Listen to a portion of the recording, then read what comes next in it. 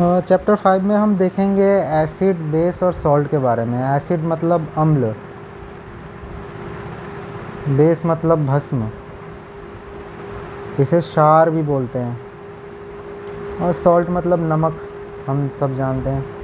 तो अलग अलग जो केमिकल होते हैं वो उनकी क्या प्रॉपर्टीज़ होती हैं उनके बारे में देखेंगे। जैसे हम डेली लाइफ में बहुत सारे सब्सटेंस देखते हैं, जैसे लेमन हो गया, टैमरिंड हो गया जो हल्दी होती है, कॉमन सॉल्ट हो गया जो साधारण नमक होता है, शुगर है, विनेगर है। इनकी क्या प्रॉपर्टी है, क्या ये एक ही तरीके के टेस्ट करते हैं, क्या अलग अलग टेस्ट होता है।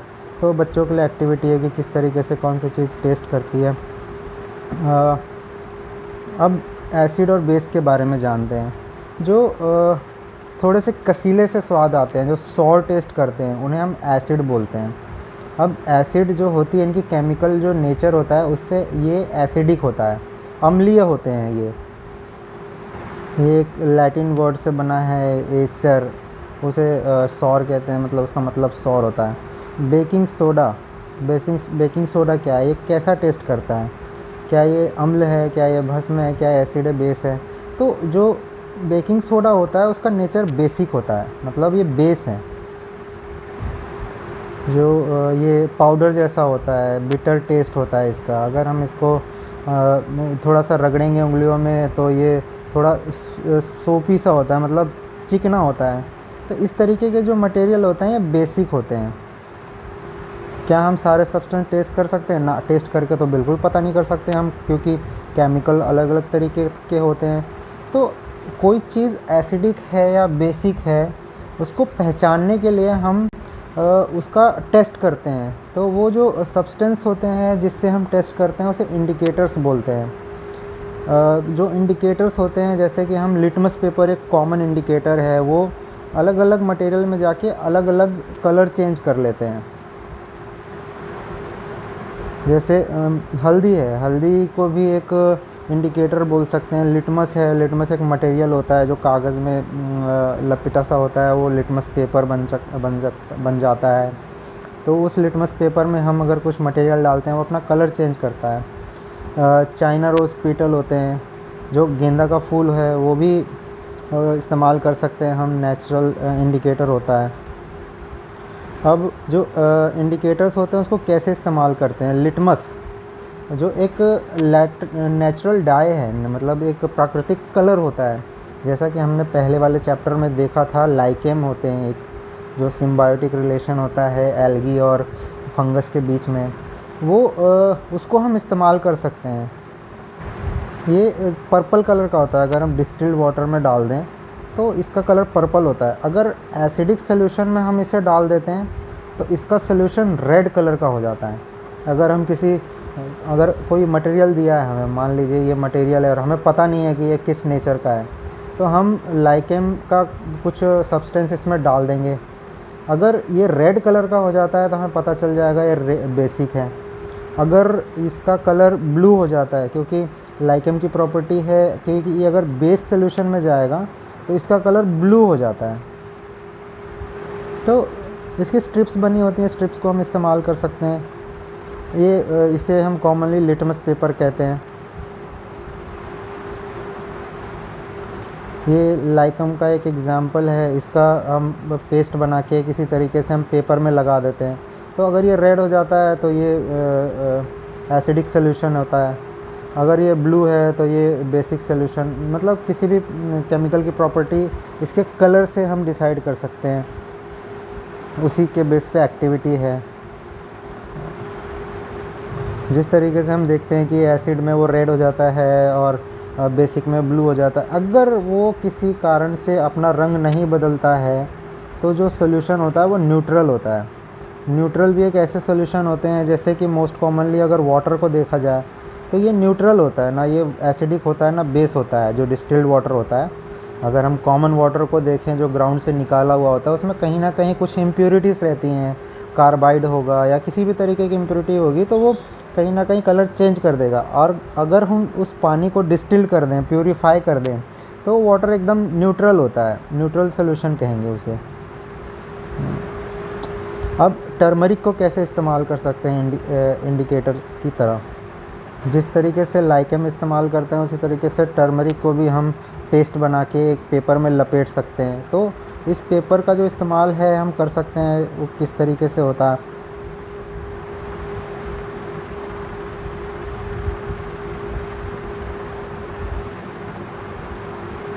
ये किस तरीके से हम टर्मरिक पेस्ट का इस्तेमाल करके कागज़ में लपेट देते हैं और एक सोप सोल्यूशन जो बेसिक इन नेचर होता है, इसको हम अगर डालेंगे तो इसका कलर एकदम डार्क ब्लू और डार्क सा हो जाता है।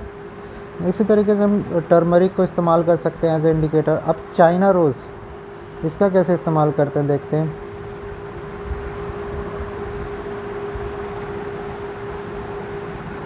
जो चाइना रोज़ के पत्ते हैं, जो पंखुड़ियाँ हैं, उसको हम बीकर में डाल देते हैं और थोड़ी देर के लिए छोड़ देते हैं। फिर जो पानी का कलर है वो बदल जाएगा।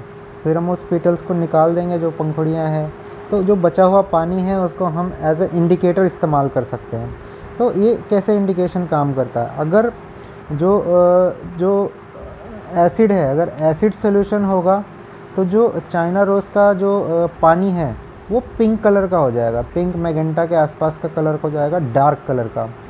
अगर हम कोई basic solution China rose petal के वाटर में डालते हैं तो वो ग्रीन कलर का हो जाता है।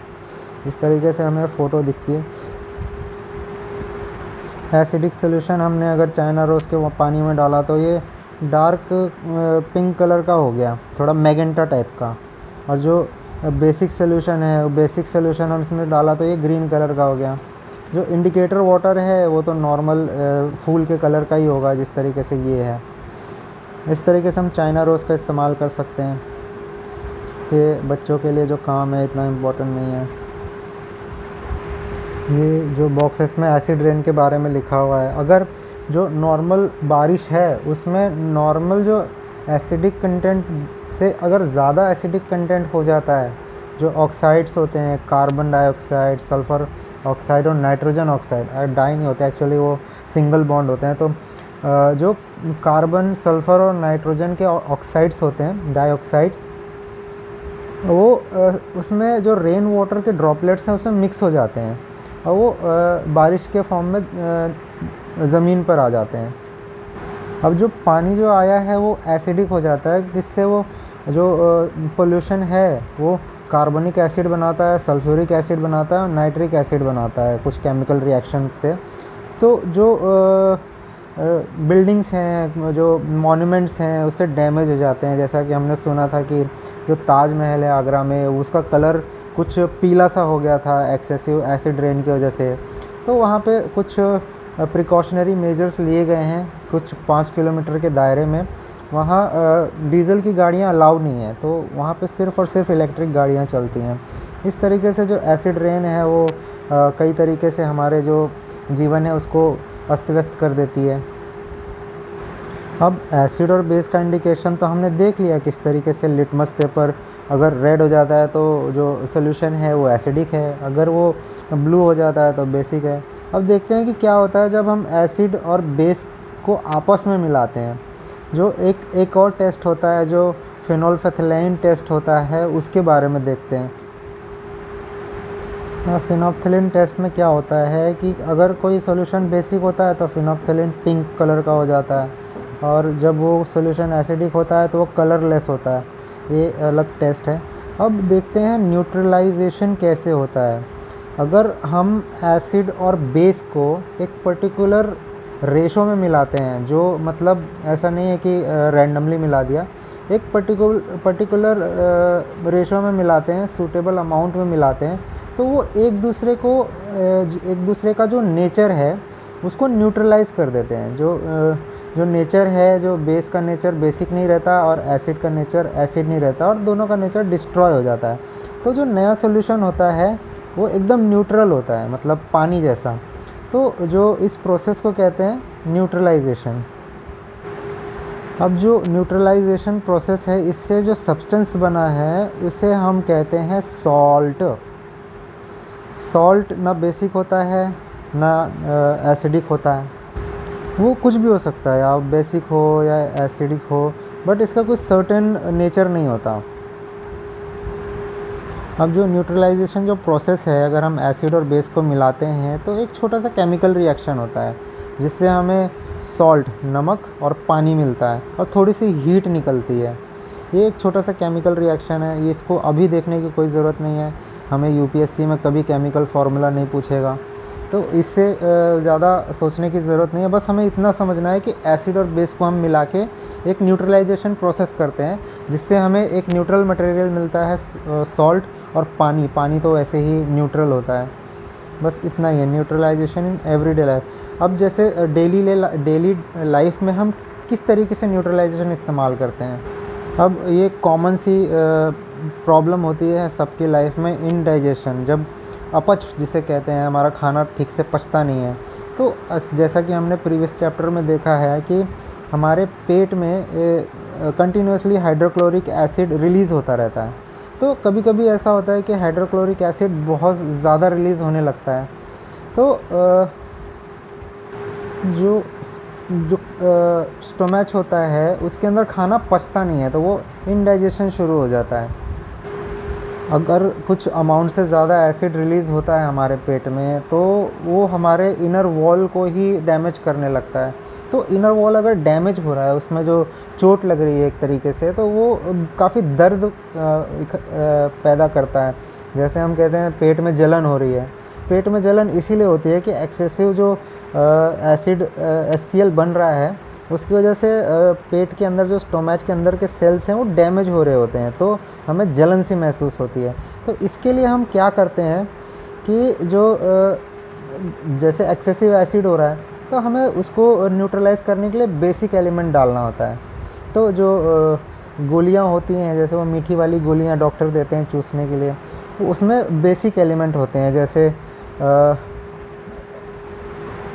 ये मैग्नीशियम हाइड्रोक्साइड जैसे हो गया, या फिर जो नॉर्मल दूध होता है वो भी एक एंटी एसिड होता है। दूध में एसिड नहीं होता बिल्कुल, उसको अगर हम पी लेंगे तो वो भी न्यूट्रलाइज़ कर देता है।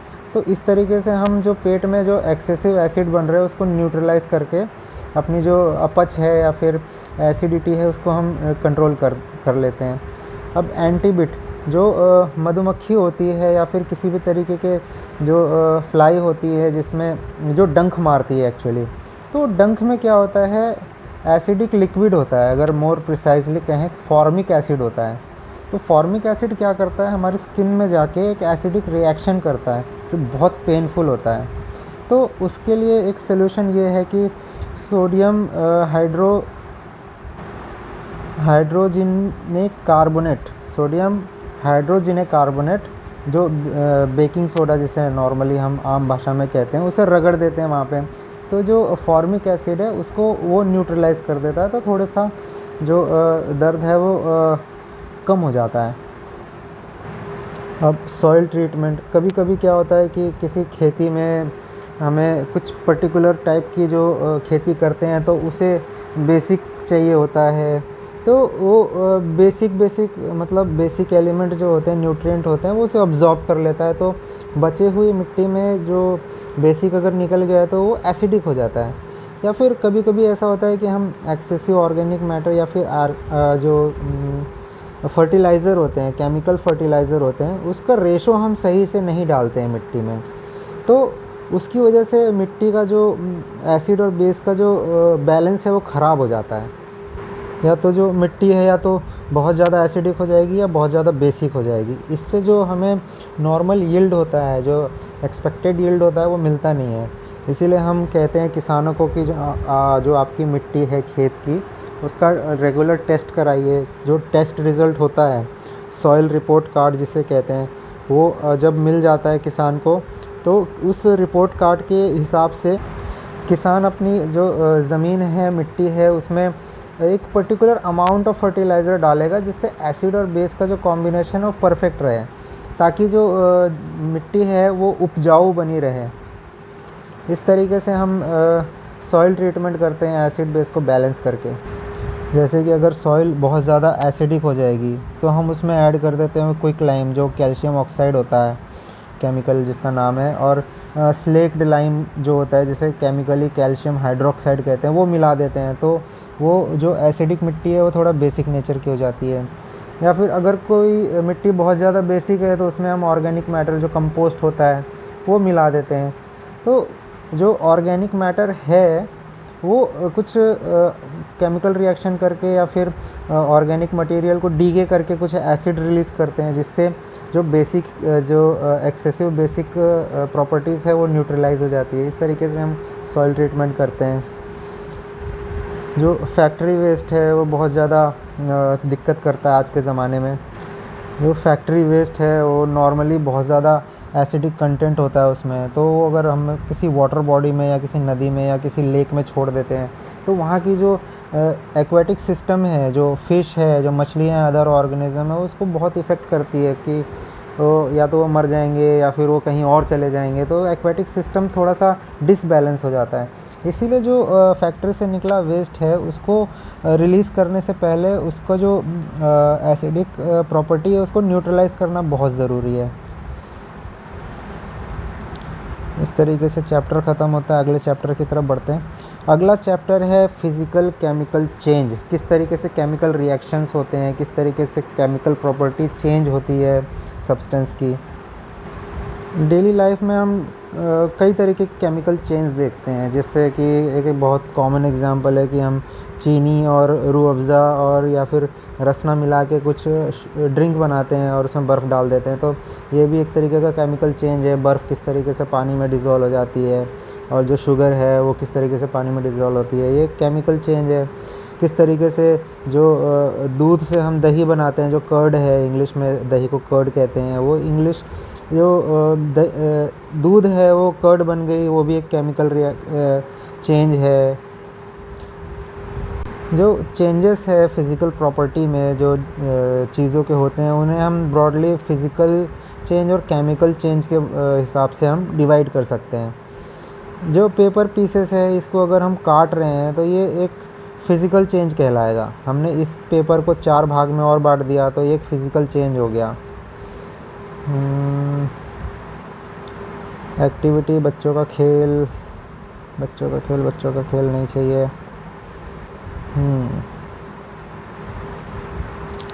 रस्टिंग, अगर किसी जो सब्सटेंस है उसका अगर किसी तरीके से उसका शेप चेंज हो रहा है, साइज़ चेंज हो रहा है, कलर चेंज हो रहा है, स्टेट चेंज हो रहा है, तो उस सब्सटेंस में जो चेंजेस आ रहे हैं वो फिज़िकल प्रॉपर्टी उसकी चेंज हो रही है। मान लीजिए बर्फ़ पिघल रही है तो उसकी फ़िज़िकल प्रॉपर्टी चेंज हो रही है, सॉलिड टू लिक्विड। इस तरीके से हम ये फिज़िकल चेंजेस को डिवाइड कर सकते हैं। इस तरीके के जो चेंजेस होते हैं उसमें कोई नई चीज़ नहीं बनती। अगर हम बर्फ़ को पिघला रहे हैं तो पानी बन जाएगा और उसको हम फिर बर्फ़ बना सकते हैं, कोई नई चीज़ नहीं बनती, पानी का पानी ही रहेगा। अब केमिकल चेंज ऐसी चीज़ है इसमें नई चीज़ बन सकती है। जैसे एक मोस्ट कॉमन एग्जांपल है जो लोहा होता है। अगर हम इसको मॉइस्चर में कहीं रख दें और हवा में एक्सपोज रहे, इसमें क्या होता है कि जो लोहा है वो ऑक्सीजन के प्रेजेंस में उसका ऑक्सीडेशन हो जाता है। वो ऑक्सीजन और मॉइस्चर से रिएक्ट करके जो लोहे के मॉलिक्यूल्स हैं वो ऑक्साइड बनाने लगते हैं, जिससे वो जो लोहे के जो आउटर सरफेस है उसमें रस्ट जम जाती है। जो ब्राउन कलर के जो गंदे से जो पाउडर सा निकलने लगता है उसे रस्ट कहते हैं। रस्टिंग प्रोसेस होती है जिसमें ये एक केमिकल चेंज है। अब लोहे से जो जंग बन रही है वो सेम चीज़ तो नहीं है, एक नई चीज़ बन रही है, तो ये एक केमिकल चेंज का एग्जांपल है। एक्टिविटी ये भी इतनी इम्पोर्टेंट नहीं है। एक मैग्नीशियम की जो रिबन है वो अगर बर्न करते हैं तो किस तरीके का केमिकल रिएक्शन होता है और किस तरीके का केमिकल चेंज होता है ये देखते हैं। जब हम मैग्नीशियम को जलाते हैं तो एक ब्रिलियंट से वाइट कलर में ये जलता है। तो जब ये जलता है तो एक पाउडर सा ऐश छोड़ देता है पीछे की तरफ। तो ये जो पाउडर ऐश है वो बिल्कुल नया सब्सटेंस है, वो बिल्कुल मैग्नीशियम के रिबन की तरह नहीं दिखता। तो ये एक केमिकल चेंज का एग्जांपल है। मैग्नीशियम के रिबन को अगर ऑक्सीजन में मिलाते हैं तो मैग्नीशियम ऑक्साइड बनता है। इसी तरीके से लोहे में ऑक्सीजन मिलाते हैं पानी की मौजूदगी में तो वो आयरन ऑक्साइड बना देता है। इसी तरीके से ये जो केमिकल रिएक्शन हो रहे हैं ये केमिकल चेंज का एग्जांपल है। ये सब कुछ एग्जाम्पल हैं ये सब चीज़ें बिल्कुल इम्पोर्टेंट नहीं है, बस आइडिया होना चाहिए। एक ऑक्सीडेशन की प्रोसेस होती है जिसमें कोई भी चीज़, कोई भी मेटल हो या किसी भी तरीके का जो मटेरियल है जो ऑक्सीजन से रिएक्ट कर सकता है, उसको अगर हम खुली हवा में छोड़ देंगे तो ऑक्सीजन से रिएक्ट करके उस मटेरियल का ऑक्साइड बन जाता है। ये एक कॉमन सी चीज़ है, ये बस इतना ही याद रखना है। ये जो केमिकल रिएक्शंस हैं, मैग्नीशियम, आयरन, ये सब याद करने की बिल्कुल ज़रूरत नहीं है। एक्टिविटीज़ बिल्कुल इम्पोर्टेंट नहीं है, इसको छोड़ सकते हैं। ये भी बिल्कुल इम्पोर्टेंट नहीं है।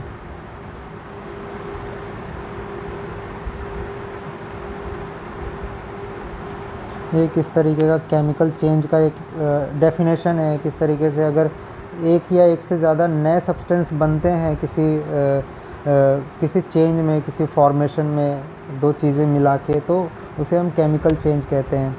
और जो प्रोसेस होती है उसे हम केमिकल रिएक्शन कहते हैं, जिसमें एटॉमिक स्ट्रक्चर पर चेंज होता है। जैसे जो आयरन है और ऑक्सीजन है, उसका एटॉमिक स्ट्रक्चर चेंज होता है, इससे पूरा जो सब्सटेंस है वही बदल जाता है।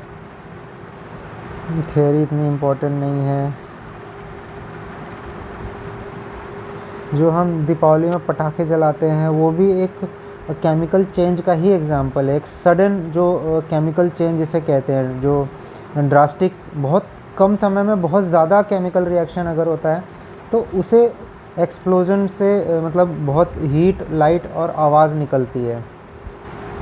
जो खाना है अगर वो ख़राब होता है, जो बैक्टीरिया से वो सड़ने लगता है, तो वो भी केमिकल चेंज है। जो हमने अगर सब्ज़ी रात को रखी है और सवेरे वो ख़राब हो जाती है तो वो खाने लायक नहीं होती है, वो भी एक केमिकल चेंज का ही एग्ज़ाम्पल है। केमिकल चेंज के बारे में इतना काफ़ी है। अब ये प्रोटेक्टिव शील्ड क्या है? एक ओज़ोन लेयर होती है हमारे अर्थ के ऊपर। ओज़ोन मतलब ऑक्सीजन के 3 एटम मिला के एक ओज़ोन का एटम बनता है। तो ओज़ोन लेयर जो है बहुत थिन सी लेयर है हमारे एटमॉस्फेयर के ऊपर। वो क्या करती है, वो सन से आने वाली जो हार्मफुल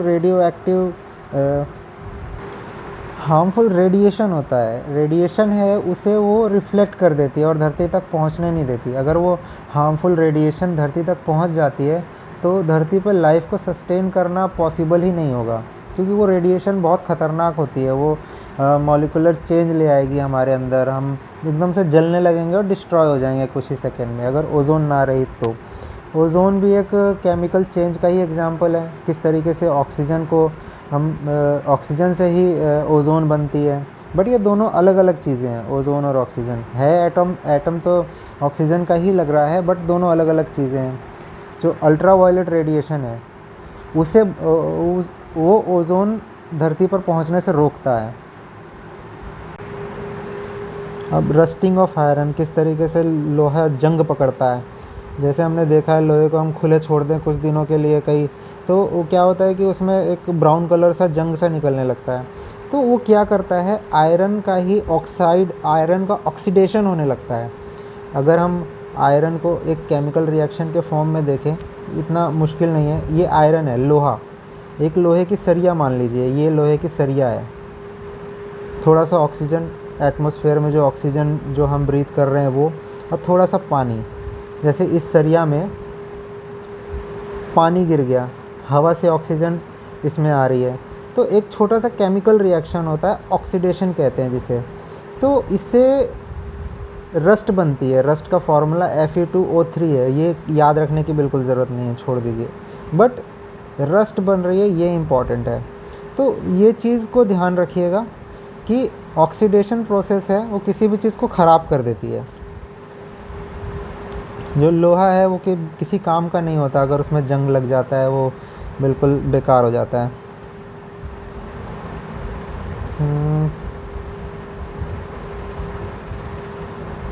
जो लोहा है उसको रस्टिंग से बचाने के लिए क्या करते हैं, तो लोहे को अगर हम बचाना चाहते हैं कि वो उसमें जंग ना लगे, तो हम जिंक की एक लेयर डाल देते हैं ऊपर। अब इससे क्या होता है, जो जिंक की अगर एक लेयर डिपॉजिट कर रहे हैं तो उसे गैल्वनाइजेशन कहते हैं। अभी गैल्वनाइजेशन क्या करता है कि एक आयरन के ऊपर एक थिक सी, ये आयरन है, इसके ऊपर एक थिन सी लेयर चढ़ा देगा जिंक की। वो क्या करेगा, ऑक्सीजन से रिएक्ट नहीं होने देगा। जिस तरीके से हम जानते हैं कि लोहे को जंग पकड़ने के लिए ऑक्सीजन और पानी की आवश्यकता होती है, तो वो ऑक्सीजन और पानी के कांटेक्ट को रोक देगा। इससे क्या होगा कि केमिकल रिएक्शन शुरू ही नहीं होगा। अगर केमिकल रिएक्शन शुरू ही नहीं हो रहा है तो ऑक्सीडेशन भी नहीं होगा, और ऑक्सीडेशन नहीं होगा तो लोहे में जंग नहीं पकड़ेगा। ये एक छोटी सी प्रोसेस है जिससे हम लोहे को बचा सकते हैं जंग लगने से।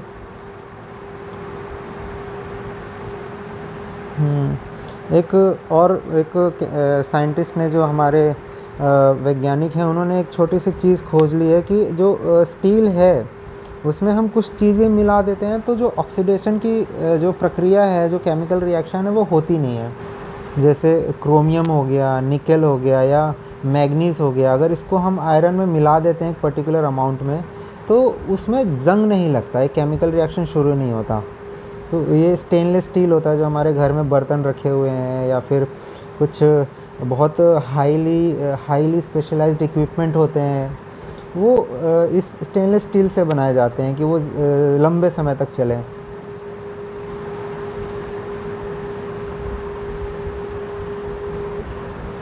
जैसा कि हमने देखा था कि किस तरीके से नमक बनाया जाता है। इवेपोरेशन के प्रोसेस से हम समंदर के किनारे पानी को ले आते हैं, फिर उससे इवेपोरेशन होता है, पानी निकल जाता है और नमक पीछे रह जाता है।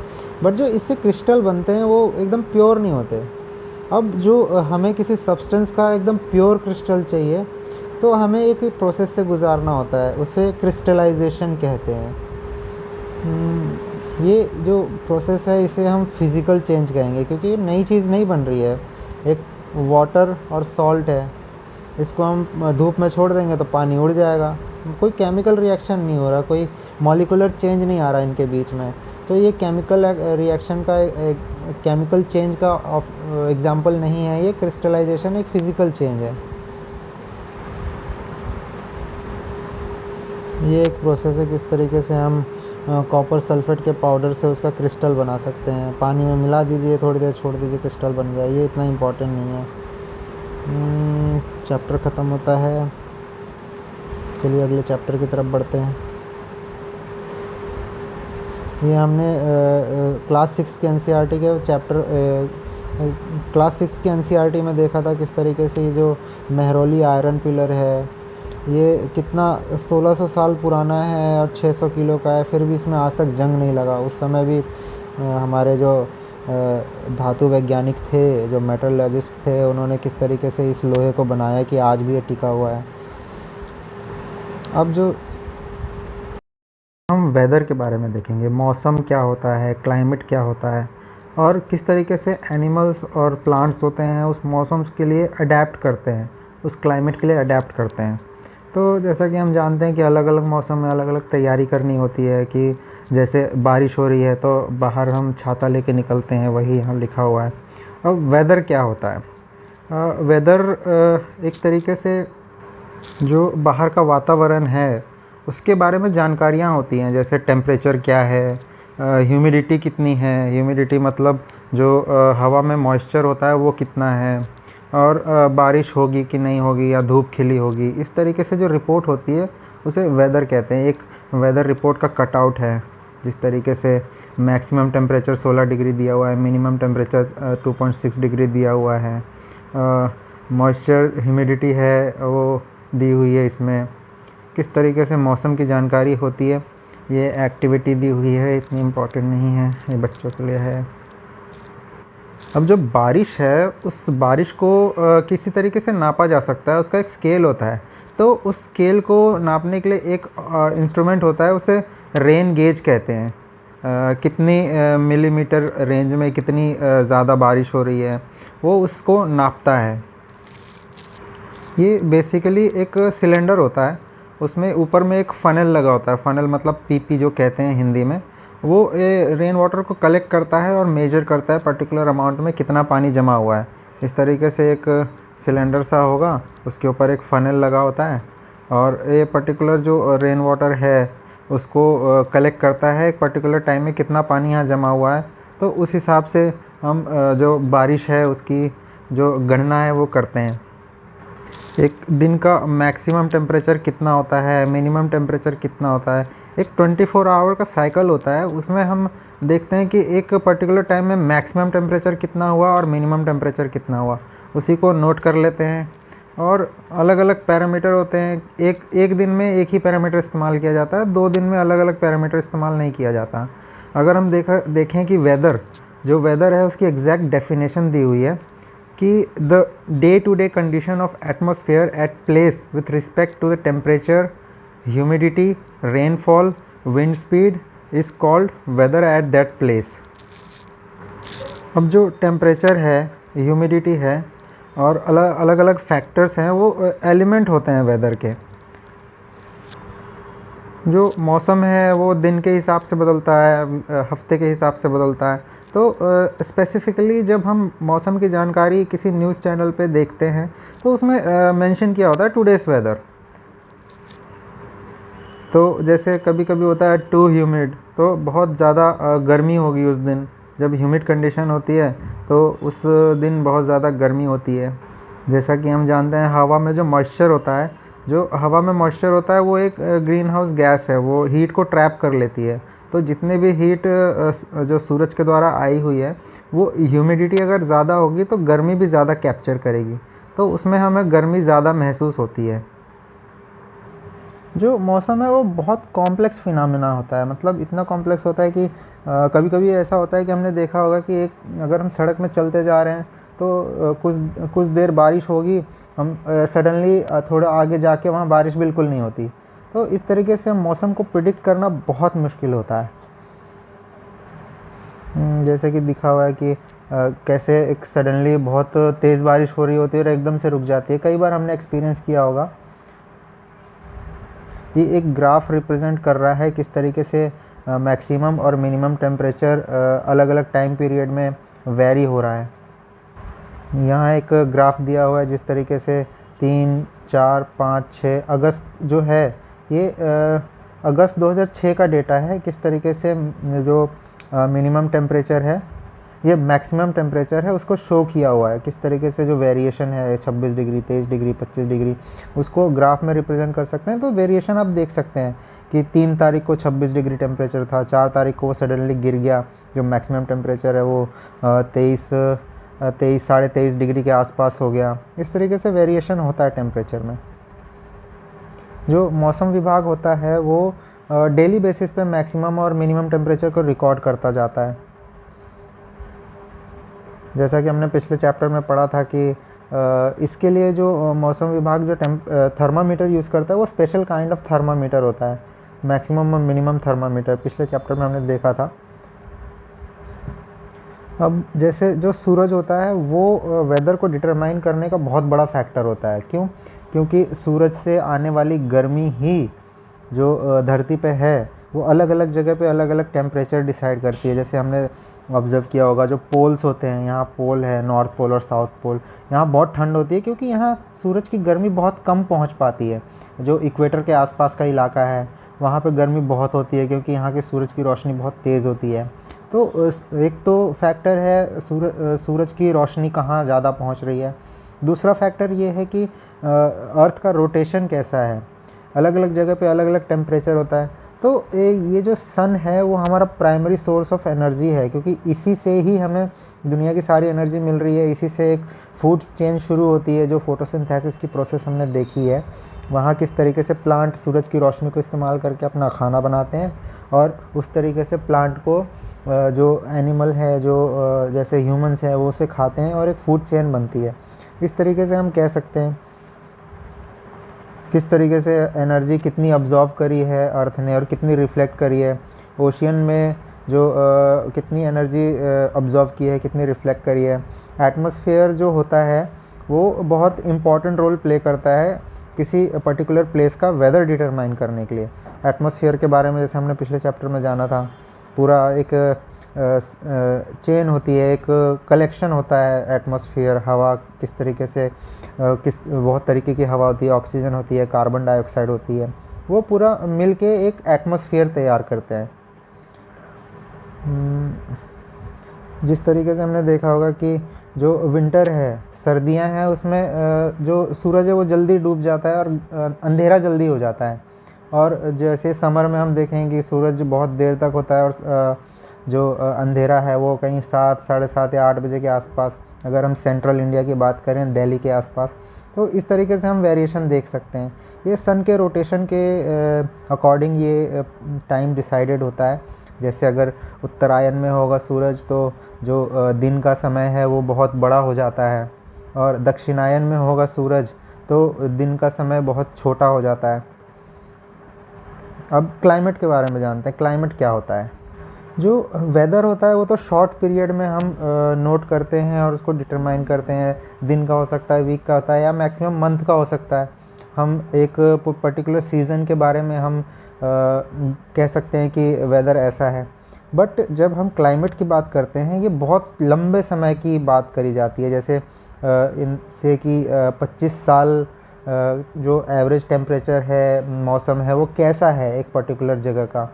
तो वो जो लंबे समय की एक अवधि होती है, उसके बीच में जो वेदर का पैटर्न होता है, किस तरीके का है वेदर, उसे क्लाइमेट कहते हैं।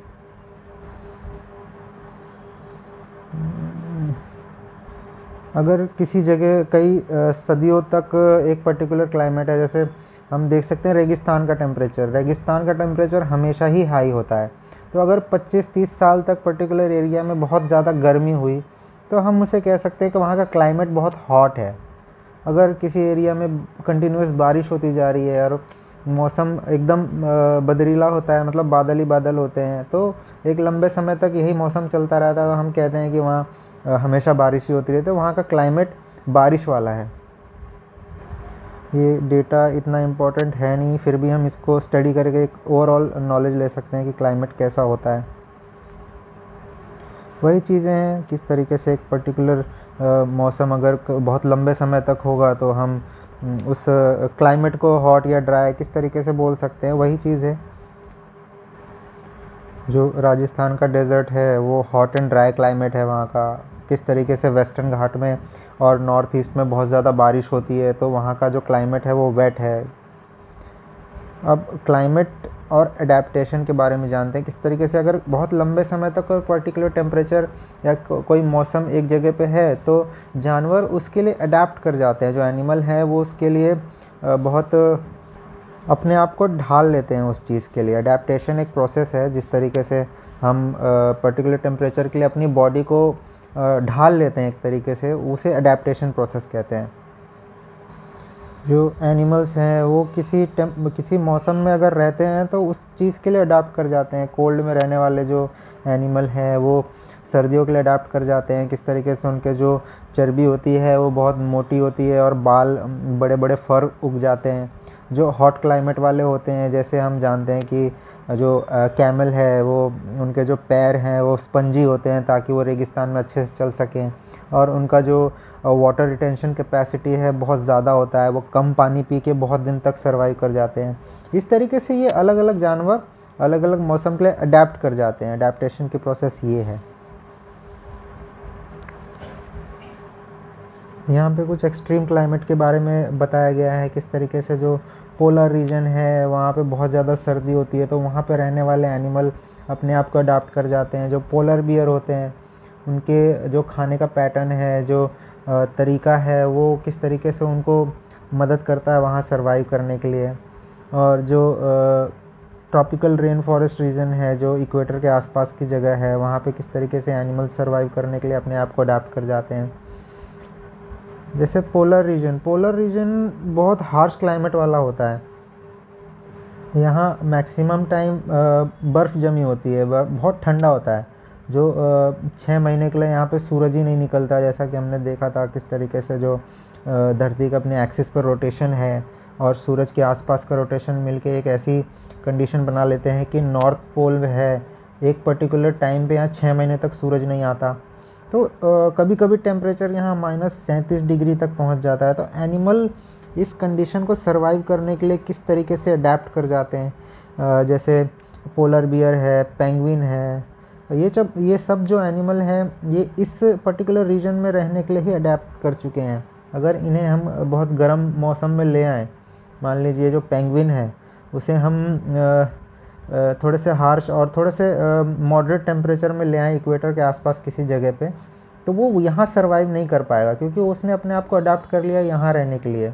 जो नॉर्थ पोल है बहुत कम टेम्परेचर में रहने के लिए अडाप्ट हो चुका है, तो वो थोड़े से अच्छे मौसम को, थोड़ी सी गर्मी को नहीं झेल पाएगा। जिस तरीके से पोलर बियर है, उसने अपने जो बाल हैं वो वाइट कलर के, एक तरीके से जो एवोल्यूशन की प्रोसेस है उसमें जो बाल हैं उसके वाइट हो चुके हैं। नॉर्मल बियर के बाल काले होते हैं, तो वो स्नो में घुल मिल जाता है। जो एक तरीके से कैमोफ्लाज हो जाते हैं वो, तो दिखाई नहीं देते, तो एक तरीके से उनका प्रोटेक्शन होता है। किस तरीके से वो अपने आप को सर्वाइव करते हैं प्रेडेटर से बचने के लिए। वैसे पोलर बियर का प्रेडेटर वहाँ कोई ख़ास है नहीं। जो पानी में कार्निवरस मछलियाँ हैं जैसे शार्क है और कुछ वेल्स हैं, उनसे बचने के लिए ये इसने अपने आप को अडाप्ट कर लिया। किस तरीके से उसने, जो पोलर बियर है उसके अंदर 2 लेयर होती हैं फ़र की। जो उसके बाल होते हैं, कुछ नरम बाल अंदर होते हैं जो हवा को ट्रैप कर लेते हैं ताकि टेम्परेचर एक्सचेंज ना हो। उसका जो एक चर्बी का एक एक्स्ट्रा लेयर होता है उसके स्किन के अंदर, जो जो एक्सचेंज ऑफ हीट को, मतलब उसके बॉडी की हीट को अंदर ही रिटेन करता है और बाहर की ठंडी को अंदर आने नहीं देता। वेल इंसुलेटेड इसे ही कहते हैं। अगर पोलर बियर बहुत ज़्यादा फिज़िकल एक्टिविटीज़ करता है, जैसे अगर शिकार पे जाता है, तो उसकी फ़िज़िकल एक्टिविटी से उसके बॉडी के अंदर बहुत सारी हीट जमा इकट्ठा हो जाती है। तो उसको बॉडी हीट को कम करने के लिए कभी कभी वो एकदम ठंडे पानी में स्विमिंग पे चला जाता है, तो उसका बॉडी जो टेम्परेचर है वो कम हो जाता है। ये बहुत अच्छे स्विमर्स होते हैं। उनके जो पैर हैं और बहुत बड़े होते हैं, बहुत लार्ज होते हैं, ताकि उनको पानी को ढकेलने में बहुत आसानी हो और वो अच्छे से पानी में तैर सकें। एक फ़्लो चार्ट दिया हुआ है किस तरीके से पोलर बियर अडाप्ट कर चुका है, इसको समझना बहुत आसान है। जो वाइट फ़र है, उसका जो सफ़ेद बाल है यहाँ पे आप देख सकते हैं, तो इससे उसके जो प्रेडेटर्स हैं वो उसे देख नहीं सकते। किस तरीके से ये 2 लेयर हैं इसके अंदर, वही जो हमने थ्योरी में ऊपर देखा, 2 लेयर ऑफ फ़र है, जिससे जो गर्मी है वो अंदर ही बनी रहती है।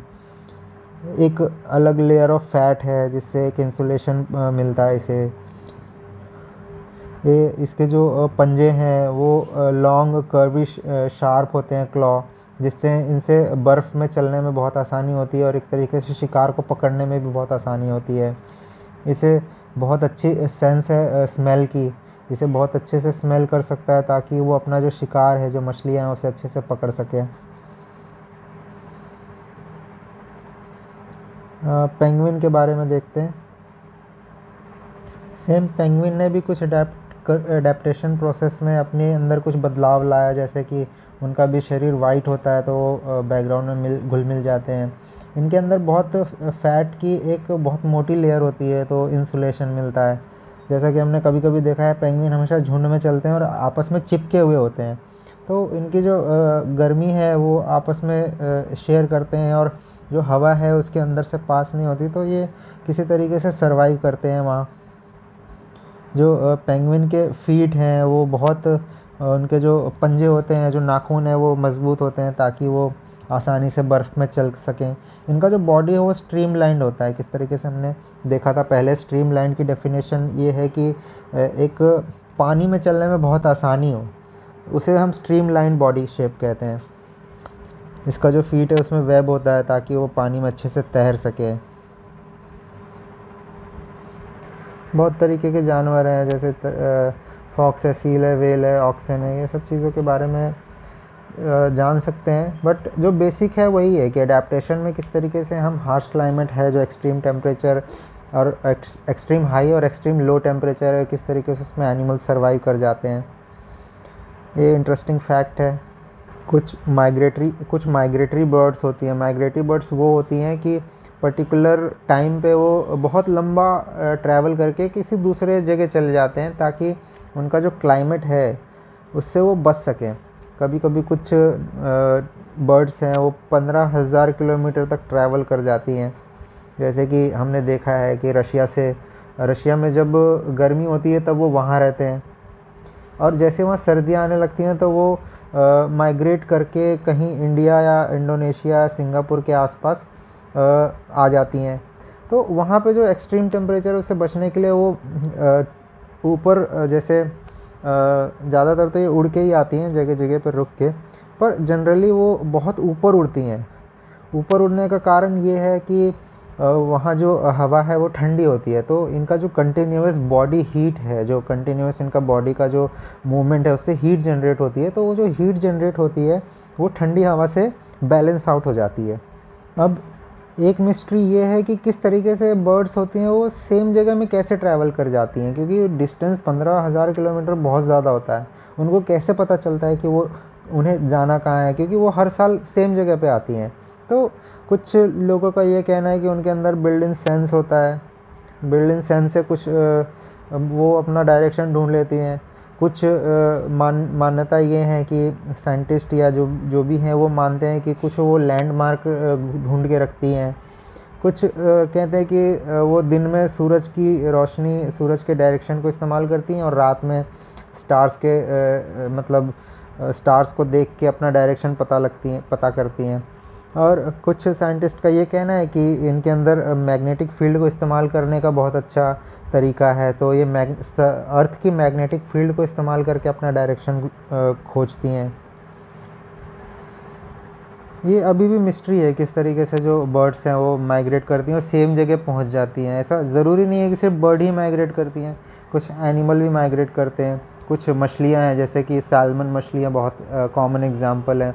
ये तो अपनी जो नदी का बहाव है उसके विपरीत जाके समंदर में रहती हैं और उस नदी के बहाव के विपरीत जाके नदी के मुहाने से घुस के वो अपनी ओरिजिनल जगह पे जाके अंडे देती हैं और फिर वापस समंदर में चली जाती हैं।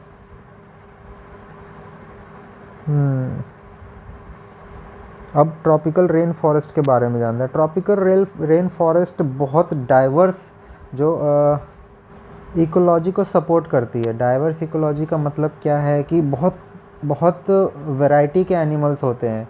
मतलब रेन फॉरेस्ट ऐसा है कि बहुत अच्छी कंडीशन होती है एक्चुअली वहाँ पे। तो वहाँ पे जो एनिमल रहते हैं बहुत अलग अलग प्रजाति के होते हैं। कई जो मैक्सिमम प्रजातियाँ हैं दुनिया की वो इन्हीं ट्रॉपिकल रेन फॉरेस्ट में ही पाई जाती हैं। जो ट्रॉपिकल रेन फॉरेस्ट है वो जनरली हॉट होते हैं, इतना मतलब नॉर्मल हॉट होते हैं, ज़्यादा हॉट नहीं होते। और इनका जो मिनिमम टेम्परेचर है वो 15 डिग्री के अराउंड रहता है और मैक्सिमम टेम्परेचर 40 डिग्री के अराउंड रहता है। तो ये जो 15 से 40 डिग्री के बीच का टेम्परेचर है बहुत ज़्यादा वैरायटी ऑफ एनिमल और प्लांट को सपोर्टेड है। तो वो जो इक्वेटर के आसपास जो रीजन है ट्रॉपिकल रेन फॉरेस्ट का, वहाँ बहुत सारी प्रजातियाँ हमें मिलती हैं जानवरों की और प्लांट्स की। इंडिया में ट्रॉपिकल रेन फॉरेस्ट वो वेस्टर्न घाट के आसपास होते हैं, आसाम में है। साउथ ईस्ट एशिया के जो रीजन है जैसे इंडोनेशिया है और फिलीपींस वगैरह, वहाँ पे भी जो ट्रॉपिकल रेन फॉरेस्ट का रीजन है वही चीज़ लिखी हुई है यहाँ पे जो हमने अभी डिस्कस किया। जैसे कि हमने देखा कि बहुत ज़्यादा नंबर ऑफ़ एनिमल होते हैं, बहुत ज़्यादा वैरायटी होती है एनिमल्स की। तो जो फूड के लिए कंपटीशन है, जो कंपटीशन एक सर्वाइवल कंपटीशन है, वो बहुत ज़्यादा हाई होता है यहाँ पे। बहुत सारे एनिमल्स तो अपने आप को सर्वाइव कर जाते हैं ट्री में रहने के लिए, तो वो हमेशा ट्री में ही रहते हैं ताकि अगर उन्हें ज़मीन पे ना जाना पड़े, क्योंकि ज़मीन पे बहुत तरह के शिकारी होते हैं जैसे स्नेक है और लिजर्ड है। और जिस तरीके से वो अगर वो धरती पे जाएंगे, सरफेस पे जाएंगे तो तुरंत उनका शिकार हो जाएगा। तो वो पेड़ों में रहने के लिए अडेप्ट कर चुके हैं। एक फ्रॉग की प्रजाति है रेड आइड फ्रॉग, तो उसने अपने जो पंजे हैं उसमें स्टिकी पैड सा एक डेवलप कर लिया अडेप्टेशन प्रोसेस में, ताकि उससे वो पेड़ों पे चढ़ सके। अलग अलग जानवरों ने अलग अलग तरीके से अडेप्ट कर लिया अपने आप को, तो हर किसी जानवर के बारे में जानना ज़रूरी नहीं है। हम बस इतना जान सकते हैं कि एनिमल अलग अलग क्लाइमेटिक कंडीशन के लिए अपने आप को अडेप्ट कर लेते हैं। बहुत सारे एनिमल्स ने अपनी सुनने की शक्ति बहुत अच्छी डेवलप कर ली है ताकि वो शिकार से बच सकें। उन्होंने अपनी आँखों की रोशनी इतनी तेज़ कर ली है कि उन्हें दूर का बहुत अच्छे साफ दिखाई देता है। कुछ जानवरों ने अपनी स्किन इतनी मोटी डेवलप कर ली है कि उनका शिकार करते वक्त जानवरों को दिक्कत हो। तो अलग अलग तरीके के अडेप्टेशन प्रोसेस हैं। कुछ ट्रॉपिकल रेन फॉरेस्ट में जो जानवर हैं इस तरीके से मिलते हैं। जो पंछी है, ये एक टूकन का एग्जांपल है। टूकन एक क्या कह सकते हैं, तोते की एक प्रजाति है। ये लाइन टेल्ड मकैक जो पेड़ों पे ही रहता है, इसने अपने आप को पेड़ों में रहने के लिए अडेप्ट कर लिया है। तो उसे जो पेड़ में मिलता हुआ खाना है, जैसे फूल हैं, बीज हैं और पेड़ों पे रहने वाले इंसेक्ट वगैरह हैं, वो उसी पे सरवाइव कर जाता है। तो उसे मुश्किल से ही ग्राउंड में आने की ज़रूरत पड़ती है। एडेप्टेशन की जो प्रोसेस है बहुत डिटेल में दी हुई है। हर चीज़ जानना इतना ज़रूरी नहीं है। जैसे एक कॉमन सी चीज़ होती है, जो एनिमल होते हैं उनके कान बहुत बड़े होते हैं ताकि वो बहुत दूर का सुनाई दे सके उन्हें। ये जो साउंड की वेव है जो मैक्सिमम इसके कानों में टकरा के अंदर चली जाती है, तो इसे बहुत अच्छे सुनाई देता है। अलग अलग जानवरों ने अलग अलग तरीके से अडेप्ट कर लिया है। तो ये हम करंट अफेयर में या फिर किसी और सोर्स में भी पढ़ सकते हैं। यहाँ पे बस बेसिक नॉलेज ही जानना ज़रूरी है, एक कंसेप्ट जानना ज़रूरी है जिसके लिए हम एनसीईआरटी पढ़ रहे हैं। चलिए अब नेक्स्ट चैप्टर में चलते हैं। अब जो मौसम है, मौसम नॉर्मली तो अलग तरीके के होते हैं। नॉर्मल गर्मी होगी, सर्दी होगी, ठंड होगी। But extreme temperature, extreme weather condition में क्या होता है कि हवा बहुत तेज़ चलने लगती है। जो हवा की स्पीड है कभी कभी 200 किलोमीटर पर आवर तक हो जाती है। तो इस कंडीशन में स्टॉर्म और साइक्लोन आते हैं। तो चक्रवात और तूफ़ान, तो चक्रवात और तूफ़ान के बारे में जानेंगे हम चैप्टर 8 में। जैसे एक एग्जाम्पल दिया हुआ है, ओडिशा में 18 अक्टूबर 1999 में एक तूफ़ान आया था जिसकी स्पीड 200 किलोमीटर पर आवर थी। इसने 45,000 घरों को डिस्ट्रॉय कर दिया और 7 लाख लोगों को बेघर कर दिया। ये एक एग्ज़ाम्पल है किस तरीके से जो साइक्लोन है वो ख़तरनाक हो सकते हैं। जो साइक्लोन होते हैं वो बहुत बड़े होते हैं। एक्चुअली ये एक उड़ीसा का इलाका है और ये पूरा साइक्लोन है। इसके सेंटर में आई होती है जहाँ पे मौसम की गतिविधि बहुत कम होती है। इसके आसपास एक गोल गोल घूमता हुआ, मतलब हवा की जो स्पीड है, डायरेक्शन, वो इस तरीके का होता है। तो ये जो साइक्लोन है वो कितना तेज़ घूम रहा है, ये हवा कितनी तेज़ घूम रही है, इस पे डिपेंड करता है इसकी तीव्रता। अब ये साइक्लोन बनते कैसे हैं, कहाँ से आते हैं, क्यों बनते हैं, इसमें कौन कौन सी क्लाइमेटिक कंडीशन चाहिए होती है कि ये बनता है और इतना बड़ा हो जाता है। तो हम बेसिक एक चीज़ जानते हैं कि जो चलती हुई हवा है, अगर हवा बह रही है तो उसे विंड कहते हैं।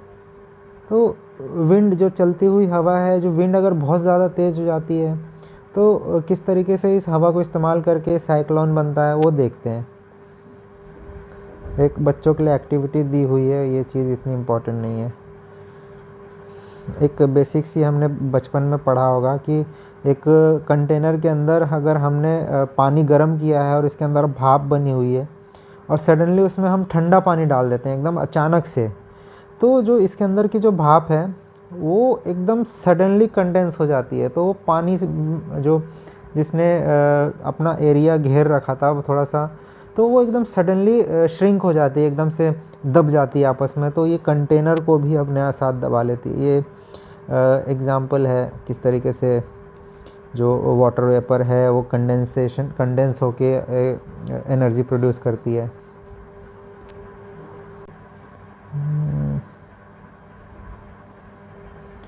हवा का जो बहाव है, अगर हमारी तरफ है, जिस तरीके से अगर हम किसी डायरेक्शन में चल रहे हैं और उसी डायरेक्शन में हवा का बहाव है, तो वो हमें मदद करता है आगे बढ़ने में।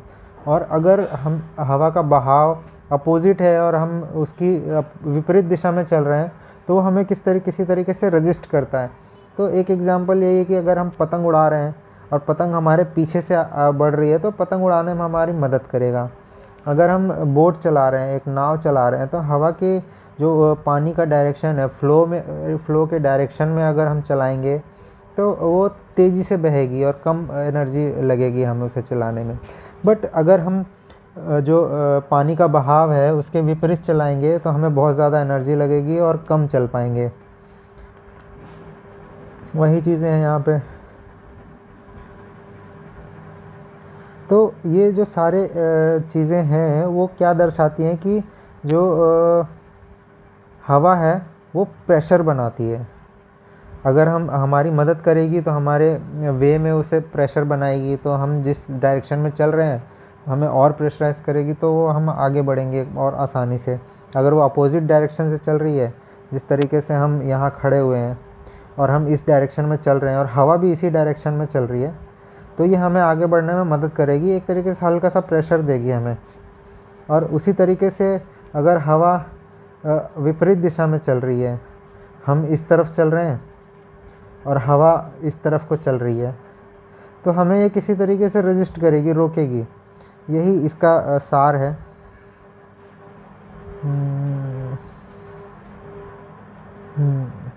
हाई स्पीड विंड्स जो होती हैं वो रिड्यूस्ड एयर प्रेशर से ही बनती है।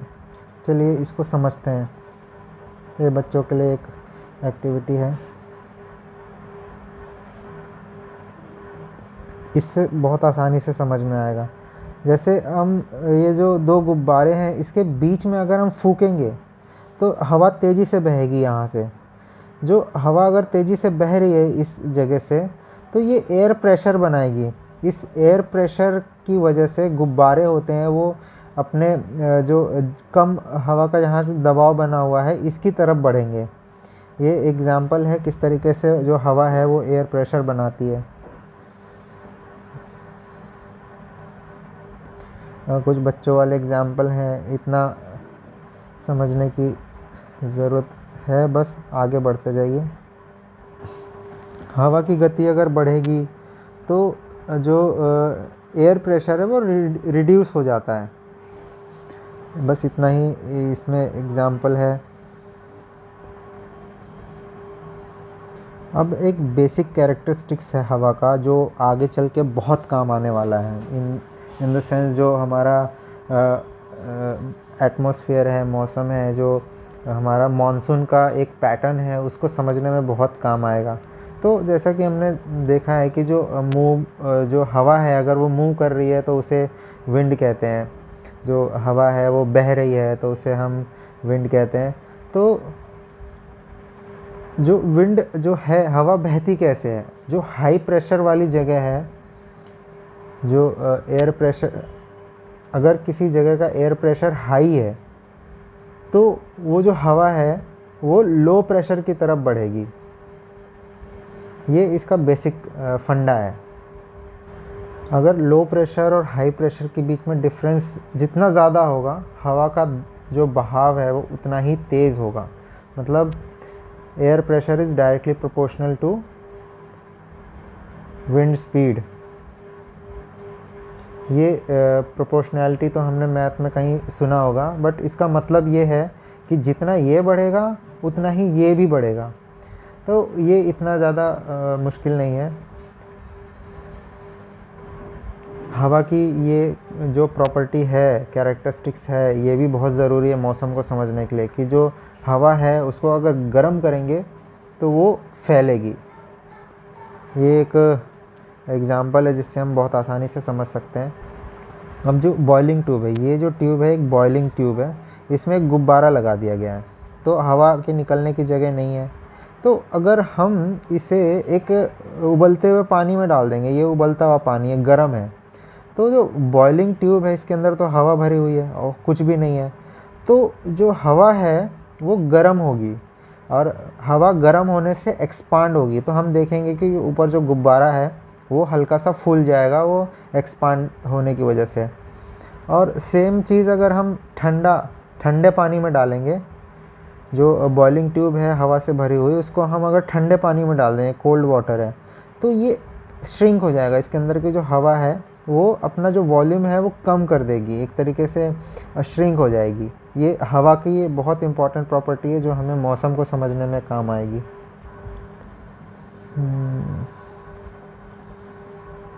अब ये एक और एग्ज़ाम्पल है किस तरीके से जो हम हवा के जो गर्मी है, जो टेम्परेचर है, उसके हिसाब से उसका वेट हम डिसाइड कर सकते हैं। दो पन्नियों में बराबर हवा भर दी गई है, एक पन्नी को गर्म, थोड़ा सा कैंडल से गर्म किया तो इसके अंदर की हवा हल्की हो गई तो ये ऊपर बढ़ गई।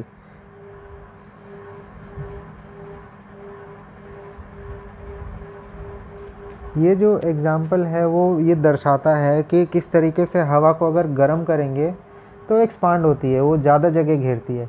अगर कोई चीज़ ज़्यादा जगह घेरेगी तो वो हमेशा हल्की होगी। जैसा कि हमने इसमें एक्सपेरिमेंट में देखा कि गर्म करने पे ये एक्सपांड होती है हवा, तो एक्सपांड होने पे वो ज़्यादा जगह घेरती है, तो ज़्यादा जगह घेरने से वो हल्की हो जाती है। और इसी का उल्टा होता है, अगर कोई चीज़ श्रिंक होती है, कम जगह घेरती है, तो वो भारी होती जाती है। अब जो हवा है, जो हवा का जो बहाव है वो बनता है क्योंकि जो गर्मी है धरती में, जो अर्थ में अलग अलग जगह अलग अलग हीट होती है। तो एनवायरनमेंट का तो एक पक्का रूल है कि वो इक्वलाइज़ करने की कोशिश करती है। अगर किसी रीजन में मान लीजिए यहाँ ये अर्थ है, यहाँ पे बहुत ज़्यादा गर्मी हो रही है, सूरज बहुत ज़्यादा गर्मी कर रहा है, और यहाँ किसी कारण से मान लीजिए बादल हैं, तो यहाँ का जो गर्मी है वो कम है, तो ये जो गर्म हवा है, जो यहाँ की गर्म हवा है, सूरज ने गर्म कर दी, वो ऊपर बढ़ेगी।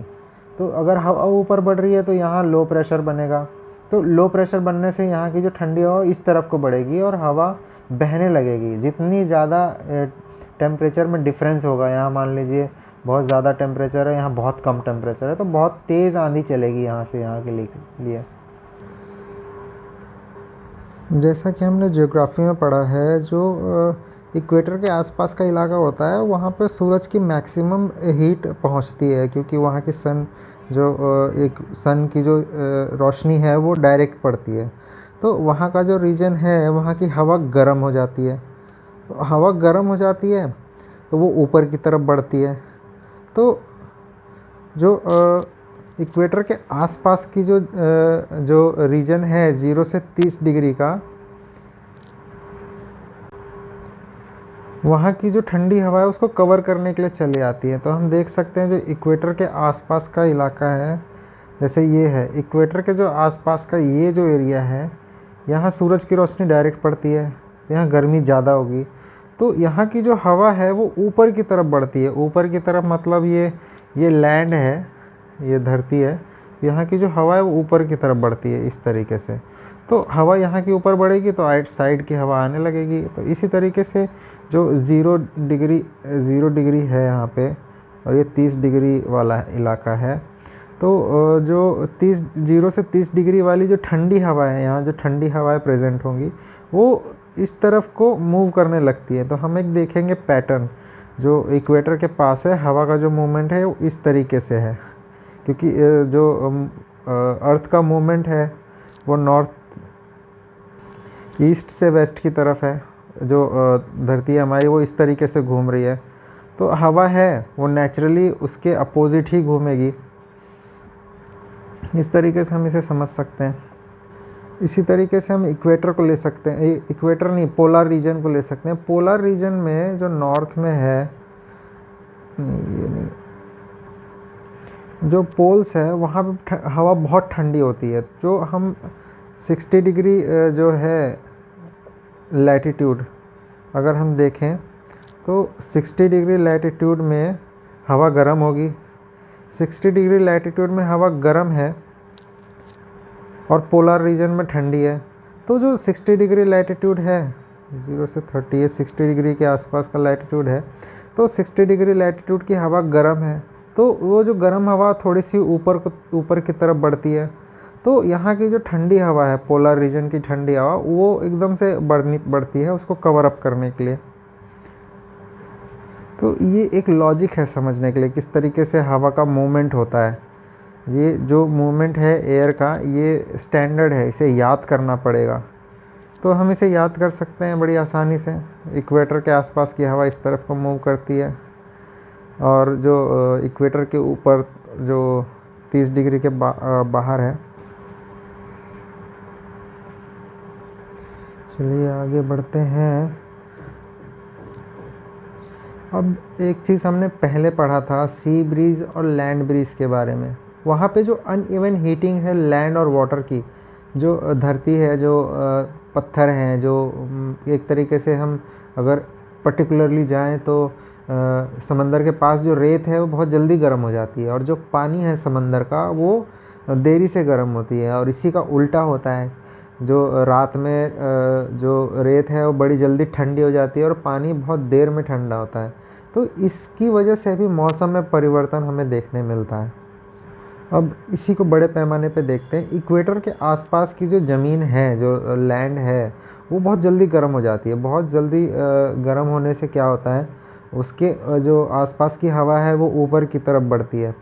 तो जो लैंड है उसके आसपास की हवा अगर ऊपर की तरफ जा रही है, तो जो उससे कम ठंडी हवा है, जो समंदर की हवा है, जो बाद में बहुत देर में गर्म होनी है, वो उस जगह को भरने के लिए चली जाती है। तो जो मूवमेंट ऑफ एयर है ओशियन, जो समंदर से लैंड की तरफ है, वो मॉनसून विंड्स कहलाती हैं।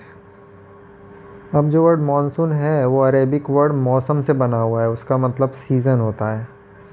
हम्म, जो मॉनसून विंड्स होती है, जो समंदर से धरती की तरफ चलती है, वो अपने साथ कैरी करती है पानी, जिससे मतलब मॉइस्चर कैरी करती हैं, जिससे धरती पे बारिश होती है, मतलब लैंड पे बारिश शुरू हो जाती है। अगर हम इंडिया के कंटेक्स्ट में बात करें तो बारिश के जो बादल हैं वो खुशियाँ लेके आते हैं, क्योंकि जो मानसून की जो बारिश है, मोस्टली इंडिया का जो एग्रीकल्चर है वो बारिश पे ही डिपेंड करता है। तो एक तरीके से जो किसान हैं बहुत खुश होते हैं। इसके जो खुशी में कुछ लोक नृत्य होते हैं, मतलब गाने गाए जाते हैं, जो लोकगीत होते हैं, जो बारिश और इससे रिलेटेड होते हैं। चलिए आगे बढ़ते हैं। ये गाना इतना इम्पोर्टेंट नहीं है, बट ऐसा ज़रूरी नहीं है कि बारिश हमेशा खुशियाँ ही हो। कभी कभी बहुत ज़्यादा बारिश हो जाती है तो वो प्रॉब्लम क्रिएट करती है, जैसे कि फ्लड हो गया। कभी कभी बादल फट जाने से लैंडस्लाइड हो जाती है। जो बादलों के आसपास की जो, जैसे ये बादल हैं, मतलब पहाड़ हैं, पहाड़ में बहुत तेज़ एकदम सडनली बारिश हो जाती है, तो पहाड़ का एक बड़ा सा हिस्सा टूट के नीचे आ जाता है। इसे लैंडस्लाइड कहते हैं। तो पहाड़ के नीचे अगर सड़क जा रही है या कोई गांव है, तो ये जो लैंडस्लाइड की वजह से पूरा गांव के गांव डिस्ट्रॉय हो जाते हैं, सड़कें टूट जाती हैं। इस तरीके से बारिश प्रॉब्लम भी लेके आती है। जो नेचर है, जो उसमें कभी कभी ऐसी सिचुएशन आ जाती है, एक्सट्रीम क्लाइमेटिक कंडीशन हो जाती है, जो ह्यूमंस और एनिमल और प्लांट लाइफ के लिए बहुत ख़तरनाक होती है। जो थंडरस्टॉर्म और साइक्लोन, ये एक बहुत एग्जांपल है। थंडरस्टॉर्म, अब थंडरस्टॉर्म और साइक्लोन के बारे में जानते हैं। थंडरस्टॉर्म को आम भाषा में तूफ़ान कहते हैं। अब ये नॉर्मली तूफ़ान नहीं होता। इसमें क्या होता है कि बहुत सारे बादल, गड़गड़ाहट के साथ बिजली कड़कती है बहुत सारी, और अचानक से बारिश होती है या बर्फ़ गिरती है, तो उसे हम थंडरस्टॉर्म कहते हैं। जो थंडरस्टॉर्म है उसको डेवलप होने के लिए हॉट और ह्यूमिड क्लाइमेट चाहिए होता है, जो ट्रॉपिकल एरिया के आसपास होता है। और इंडिया में वो मोर फ्रिक्वेंट है, क्योंकि इंडिया मोस्टली ट्रॉपिकल एरिया में ही आता है। तो जो इसमें जो हॉट और ह्यूमिड कंडीशन है, उससे क्या होता है कि हवा बहुत ऊपर की तरफ बढ़ती है अचानक से, मतलब बहुत तेज़ी से। जो अपवर्ड मूवमेंट है बहुत स्ट्रॉन्ग और तेज़ होता है। इससे क्या होता है, विंड अपने, जो हवा है जो अब ऊपर की तरफ बढ़ रही है, वो अपने साथ वाटर ड्रॉपलेट्स ले जाती है। जहाँ अगर बहुत तेज़ी से ऊपर जा रही है, जैसा कि हम देखते हैं कि वो जितना हम ऊपर जाते हैं वो वहाँ ठंड उतनी ज़्यादा बढ़ती जाती है। तो जो अपवर्ड मूवमेंट है, तो पानी अपने साथ ले जा रही है, वो पानी बर्फ़ बन जाता है और वो सडनली भारी हो जाता है और नीचे गिरने लगता है। तो जो बहुत तेज़ी से जो मूवमेंट होता है पानी के ड्रॉपलेट्स का ऊपर, अब जो हवा है वो तेज़ी से ऊपर जा रही है और जो पानी के ड्रॉपलेट्स हैं वो बहुत तेज़ी से नीचे आ रहे हैं। तो इससे क्या होता है, थंडर, जो क्या कहते हैं उसे, लाइटनिंग बनती है। लाइटनिंग मतलब जो बिजली कड़कती है, इससे बहुत तेज़ी से आवाज़ भी आती है। तो जो बिजली कड़कना और बहुत तेज़ हवा चलना, इसे ही हम थंडर स्टॉर्म कहते हैं। अब जब बिजली कड़कती है तो हम किस तरीके से प्रिकॉशनरी मेजर ले सकते हैं, वो लिखा हुआ है।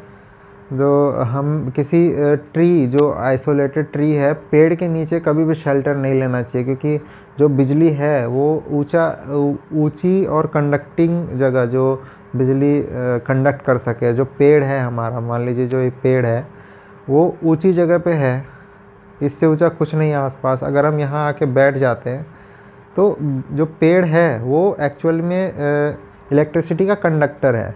अगर लाइटनिंग इसके ऊपर गिरती है, बिजली कड़कती है, तो ये डेफिनेटली इसको कंडक्ट करेगा और ग्राउंड तक पहुंचाएगा। अगर हम इसके आसपास हैं तो जो हाई वोल्टेज बिजली ऊपर से आती है, बहुत ही ज़्यादा हाई वोल्टेज होती है, तो हमें भी इफ़ेक्ट कर सकती है, क्योंकि हमारे अंदर भी पानी होता है और हम भी इलेक्ट्रिसिटी को कंडक्ट करेंगे तो हमारे थ्रू जो बिजली है वो ग्राउंड तक जाएगी।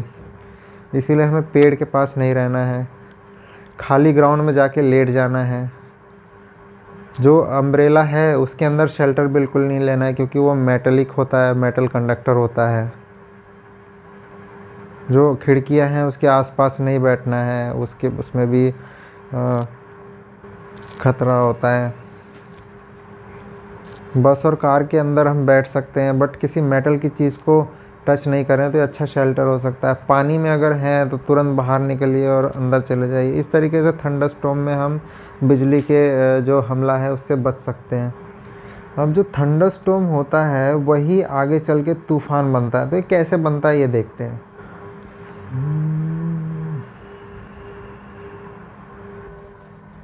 जब पानी वातावरण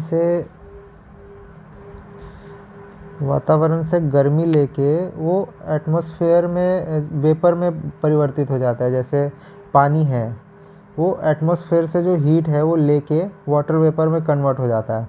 अब जो वाटर वेपर है वो जाके बादल में बदल जाते हैं। अब जो बादल हैं, जो जब इसमें ड्रॉपलेट्स बनते हैं, बारिश के लिए तैयार हो जाता है, तो बारिश जब होती है नीचे, तो जो ड्रॉपलेट्स हैं, जो वाटर वेपर है, वो पानी बन के एनवायरनमेंट में वो हीट को फिर से रिलीज़ कर देती है। जब वाटर वेपर से ड्रॉपलेट्स बनती है तो हीट वो एनवायरनमेंट में वापस रिलीज़ करती है।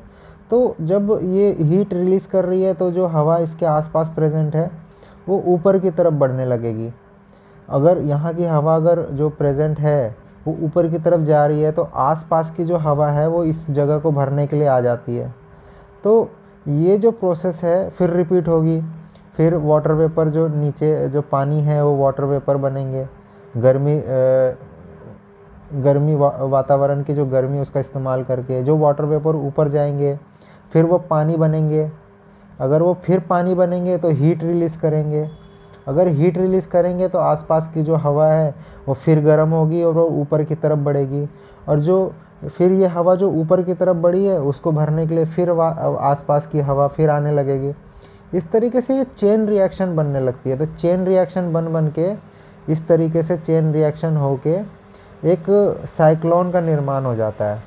हवा ऊपर की तरफ बढ़ने लगती है और ये एक साइक्लोन बन जाता है। अगर हम इसे देखें, एक सेकेंड, इस चीज़ को फिर से समझते हैं थोड़ा सा अच्छे से। मान लीजिए ये पानी है, वातावरण की गर्मी को अब्जॉर्ब करके जो हीट है ये पानी वाटर वेपर बन रहा है। अब वाटर वेपर ऊपर जाके बादल बन जाते हैं। ये बादल बनने के बाद इसमें क्या होता है कि ये ड्रॉपलेट्स बनता है। जो पानी है वो ड्रॉपलेट्स बनते हैं।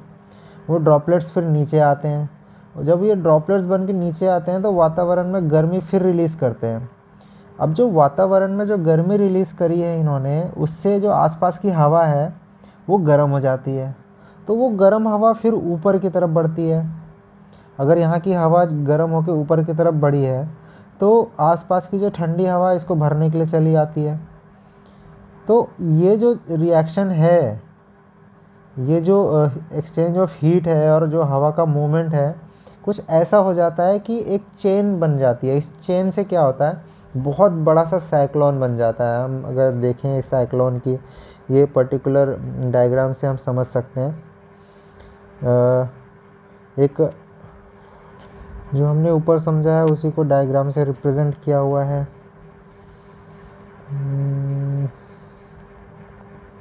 ये जो कंसेप्ट है इसको समझना बहुत ज़रूरी है। ये कंसेप्ट अगर आप एक बार समझ गए तो साइक्लोन के बारे में हम सब जान जाएंगे। अब जो साइक्लोन है वो बहुत डिस्ट्रक्टिव होते हैं, अलग अलग समय पे अलग अलग जगह पे साइक्लोन आते हैं और उनका अलग अलग नाम होता है। जैसे कि जो अमेरिका है, अमेरिका में वो जो साइक्लोन आते हैं उसे हैरिकेन कहते हैं। जो अगर ऑस्ट्रेलिया में देखें जो साइक्लोन आते हैं उसे विली विली कहते हैं। तो अलग अलग जगह पे अलग अलग नाम से इन्हें पुकारा जाता है। अब साइक्लोन होते हैं वो बहुत ज़्यादा डिस्ट्रक्टिव होते हैं। इवन तो साइक्लोन आने से पहले कहीं जो हवा होती है वो बहुत तेज़ी से बहने लगती है, तो इससे हमें इंडिकेशन मिल जाता है कि साइक्लोन आने वाला है। जो पानी है उसमें ऐसी धाराएं बहने लगती हैं, ऐसी वेव्स बनने लगती हैं जो एक इंसान द्वारा कंट्रोल ही नहीं की जा सकती। जो लो प्रेशर एरिया है, जो आई है, जैसे ये साइक्लोन है, साइक्लोन के बीच में एक ऐसा लो प्रेशर एरिया होता है जो पानी को ओवरऑल ऊपर की तरफ उठा देता है। तो वो उसकी रेंज 3 मीटर से 12 मीटर तक हो सकती है। अब जो साइक्लोन है वो इतनी तेज़ी से बहता है कि जो लो लाइंग कोस्टल एरिया है वहाँ पे वो भर जाता है। और जो सलाइन वाटर है वो अगर जो हमारा सॉइल है, जो ज़मीन है उसमें पड़ जाए तो ये सॉइल की फर्टिलिटी को भी इफ़ेक्ट कर सकता है। वहाँ की जो फर्टिलिटी है वो बहुत कम हो जाती है। जो हाई स्पीड जो एयर है, जो हवा है बहुत तेज़ी से बह रही है, वो जो मैन मेड टेलीफोन जो हाउसेस हैं, टेलीफोन लाइंस है, जो कम्युनिकेशन सिस्टम है, जो इलेक्ट्रिक पोल्स हैं, उन सबको डिस्ट्रॉय कर देती है। अब किस तरीके से साइक्लोन को अलग अलग जगह पे अलग अलग नाम दिया जाता है, जैसे हमने पहले डिस्कस किया कि हमारा जो इंडियन ओशियन है उसके आसपास हम साइक्लोन को साइक्लोन ही बोलते हैं। अब जो नॉर्थ जो पैसिफिक ओशियन है वहाँ पे जो तूफ़ान आते हैं उसे टाइफून कहते हैं। जो साउथ पैसिफिक ओशियन के आसपास जो साइक्लोन आते हैं, जो नॉर्थ और साउथ अमेरिका के आसपास साइक्लोन आते हैं, उन्हें हैरिकेन कहते हैं। यहाँ पे भी अगर हम नॉर्थ अमेरिका और साउथ अमेरिका की बात करें तो यहाँ पे भी हैरिकेन कहते हैं। अब ये जो टॉर्नेडोज़ के बारे में जानते हैं। टॉर्नेडोज़, जो टॉर्नेडो होते हैं वो एक लॉन्ग फनल शेप के होते हैं। जो हवा है, जो बादल है, एक्चुअली मान लीजिए यहाँ बादल है तो ये किसी तरीके से हवा की जो मूवमेंट इस तरीके की हो जाती है कि ये एक चक्रवात सा बना के धरती पे आ जाते हैं।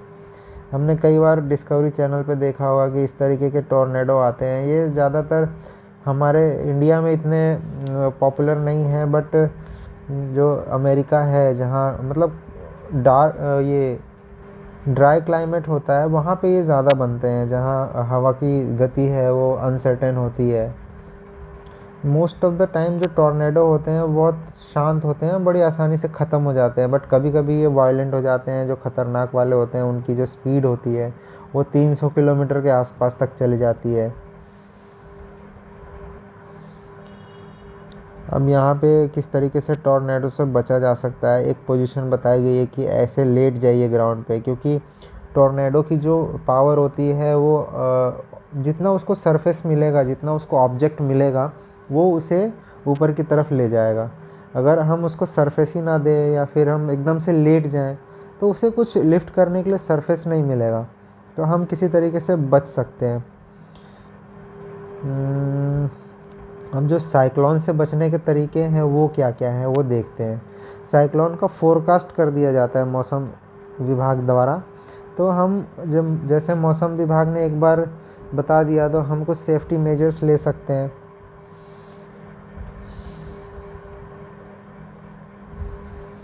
अब क्या क्या करना चाहिए हमें, जो मौसम विभाग ने वार्निंग दी उसे लाइटली नहीं लेना है बिल्कुल। अगर जानकारी मिली है कि साइक्लोन आने वाला है तो बिल्कुल तैयार हो जाइए।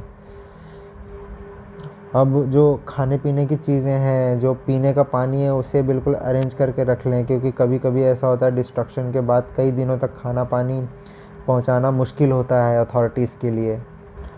जो सड़कें हैं, अगर सड़क पे पानी भरा हुआ है तो वहाँ पे गाड़ी मत चलाइए, क्योंकि हो सकता है साइक्लोन ने वो सड़क तोड़ रखी हो, सड़क टूटी हो और पानी में हमें दिखाई ना दे रहा है, तो हो सकता है कार पूरी की पूरी डूब जाए। तो इस तरह के कुछ मेजर हैं। अगर हम साइक्लोन वाले एरिया में रहते हैं तो किस तरीके से हमें ड्रिंकिंग वाटर संभाल के रखना चाहिए, क्योंकि जो साइक्लोन का वाटर होता है वो समंदर का पानी होता है, तो समंदर का पानी बिल्कुल पीने लायक नहीं होता। जो पावर लाइंस हैं वो गिर जाती हैं, तो हमें ऐसी कोई चीज़ टच नहीं करनी है जो पावर लाइन से कनेक्टेड हो, क्योंकि हमें बिजली का झटका लग सकता है। हमें बिल्कुल मज़े के लिए बाहर नहीं घूमना चाहिए, मौसम अगर ख़राब है तो घर में रहिए। मोस्ट इम्पॉर्टेंटली जो आज की सिविल सोसाइटी है उसे क्या करना चाहिए, एक दूसरे की मदद करनी चाहिए। अगर हम किसी की मदद नहीं कर रहे हैं तो हमें किसी से मदद की उम्मीद की भी ज़रूरत नहीं महसूस होनी चाहिए, क्योंकि आज की जो सोसाइटी है बहुत सेंसिटिव सोसाइटी है। अगर हम किसी की मदद करेंगे तो ही वो हमें रिटर्न में मदद करेगा। तो हम एक तरीके से अच्छे इंसान होने की एक एग्ज़ाम्पल सेट करके इन मुश्किल वक्तों में एक दूसरे की मदद करके हम बहुत अच्छा एक सामाजिक स्ट्रक्चर तैयार कर सकते हैं, एक सामाजिक मेल जोल वाला एक माहौल बना सकते हैं। चलिए, किस तरीके से एडवांस टेक्नोलॉजी है उसने हेल्प करी है, जैसा कि हमने देखा था कि रिसेंट में उड़ीसा में एक तूफ़ान आया था, तो हमारा जो IRNSS सिस्टम है जो इसरो ने तैयार किया था, उसने बहुत जल्दी प्रिडिक्ट कर लिया था कि ये तूफ़ान है उड़ीसा में आने वाला है। तो बहुत जल्दी ही एक दो दिन पहले ही अथॉरिटीज़ ने उस जगह को एकदम इवैक्यूएट कर दिया, लोगों को बाहर निकाल दिया। किस तरीके से हमारा जो सैटेलाइट सिस्टम है, एडवांस टेक्नोलॉजी है, वो नियरली अराउंड 48 आवर्स पहले ही बता देता है कि वो साइक्लोन कोई आने वाला है। तो 2 दिन का हमें पूरा का पूरा समय मिल जाता है, किस तरीके से हम तैयारियां कर सकते हैं। जो एडवांस टेक्नोलॉजी है जैसे सैटेलाइट है और रडार्स हैं, वो हमें इतनी मदद कर देते हैं कि हमें 1 या पूरा 2 दिन का समय दे देते हैं साइक्लोन से लड़ने के लिए, ताकि हम उस जो कोस्टल एरिया है उसको छोड़ के हम किसी सेफ़ जगह चले जाएं या किसी और तरीके की तैयारी करें। एक जैसे कि खाने पीने की तैयारी करके रखें, कुछ ऊंची जगह पे जाके बैठ जाएं कि वो सुरक्षित हो। इस तरीके से हम एडवांस टेक्नोलॉजी इस्तेमाल कर सकते हैं एडवांस वार्निंग सिस्टम की तरह, तो हम साइक्लोन जैसी जो प्राकृतिक आपदा है उससे बच सकें। चलिए, ख़त्म होता है चैप्टर, अब अगले चैप्टर की तरफ बढ़ते हैं।